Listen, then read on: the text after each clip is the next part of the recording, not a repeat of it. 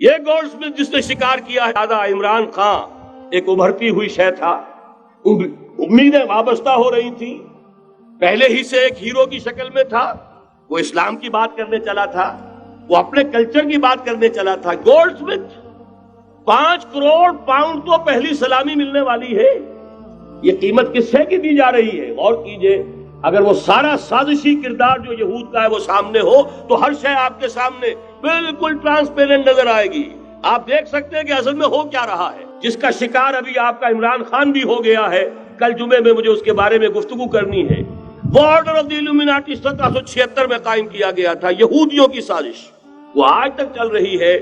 آج بھی یہودی ہے کہ جو اسلام کا خاتمہ اور مسلمانوں کو اپنے کمی کاری بنانے کے لیے ایک پورے ورلڈ آرڈر کا نقشہ بنا کر آ چکے ہیں، اور آج در حقیقت آپ کا اصل دشمن، میں بالکل اتفاق کرتا ہوں مولانا سے، اصل دشمن نمبر 1 میرے اور آپ کے اندر موجود ہے، میرا اور آپ کا نفس۔ اصل دشمن یہ ہے، نفس ما ہم کم طرف فرعون نیست لیکن اورا عون ایرا عون نیست۔ اور دوسرا خارجی دشمن سب سے بڑا یہودی، لیکن یہ کہ اس وقت کے اور اس وقت کے حالات میں ایک بڑا فرق واقع ہوا ہے۔ مجھے اقبال کے وہ شعر یاد آ رہے ہیں، دنیا کو ہے پھر مار کے روح و بدن پیش، تہذیب نے پھر اپنے درندوں کو ابھارا، اللہ کو پامر دیے مومن پہ بھروسہ، ابلیس کو یورپ کی مشینوں کا سہارا۔ وہی تاریخ ستیزہ کار رہا ہے ازل سے تا امروز، چراغ مصطفی سے شرار بولہبی۔ تو دنیا کو ہے پھر مار کے روح و بدن پیش، تہذیب نے پھر اپنے درندوں کو ابھارا، اللہ کو پامر دیے مومن پہ بھروسہ، ابلیس کو یورپ کی مشینوں کا سہارا۔ میں جس فرق کی طرف اشارہ کر رہا ہوں ذرا اس پر غور کیجئے۔ جس وقت یہودی حضور صلی اللہ علیہ وسلم اور صحابہ کرام کی مخالفت کر رہے تھے، ان کے اور عیسائیوں کے درمیان دشمنی تھی۔ وقالت اليہود لیست النصارى علی شیء وقالت النصارى لیست اليہود علی شیء، ان میں آپس میں سانپ اور نیولے کا بیر تھا اس وقت، جبکہ نبی اکرم صلی اللہ علیہ وسلم کے ساتھ یہود کی یہ کشاکش جاری تھی۔ یہی وجہ ہے کہ آپ کو معلوم ہے کہ قرآن مجید کہتا ہے کہ بدترین دشمن تمام انسانوں میں اہل ایمان کے وہ یہود ہیں، اور قریب ترین اگر کسی کو پاؤ گے دوستی میں مسلمانوں کے تو وہ نصارہ ہیں۔ سورہ مائدہ کی آیت ہے، وَلَتَجِدَنَّ أَشَدَّ النَّاسِ عَدَاوَةً لِلَّذِينَ آمَنُوا الْيَهُودَ وَلَتَجِدَنَّ أَقْرَبَهُمْ لِلَّذِينَ آمَنُوا مَوَدَّةً لِلَّذِينَ آمَنُوا الَّذِينَ قَالُوا إِنَّا نَصَارَى۔ اس وقت صورتحال یہ تھی۔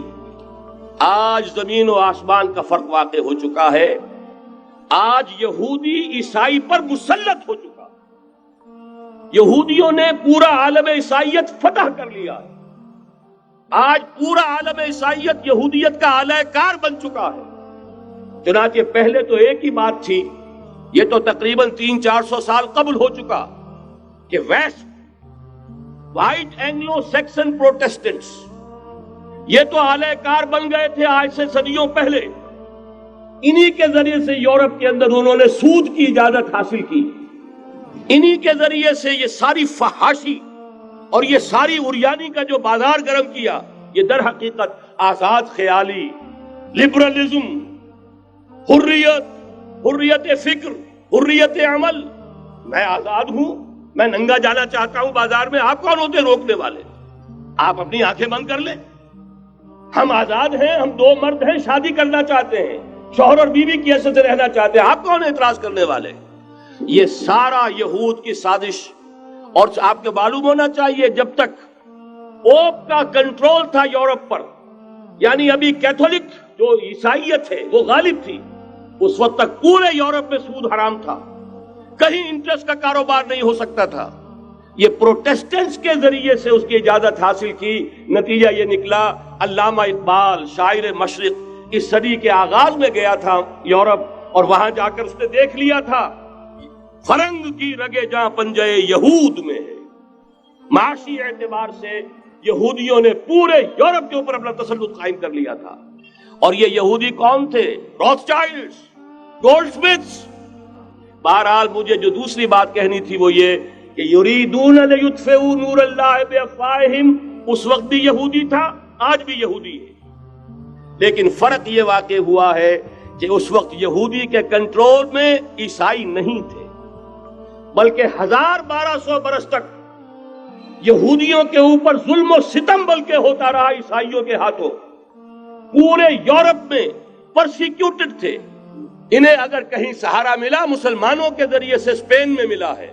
بن گوریان نے خود لکھا اپنی کتاب میں کہ ڈیورنگ دی ڈائسپورا، یہ ہمارا جو انتشار کا دور ہے سن 70 عیسوی سے جو شروع ہوا تھا، اس ڈائسپورا کے دوران our golden period is the period of Muslim Spain، ہمارا سنہری دور وہی ہے جو مسلمان ہسپانیہ کا دور ہے۔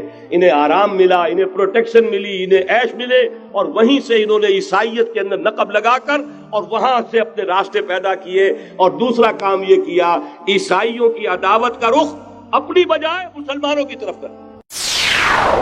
يا رب فاجمعني بكل الصحب والأحباب واكتب لنا أن ندخل الجنات بالريان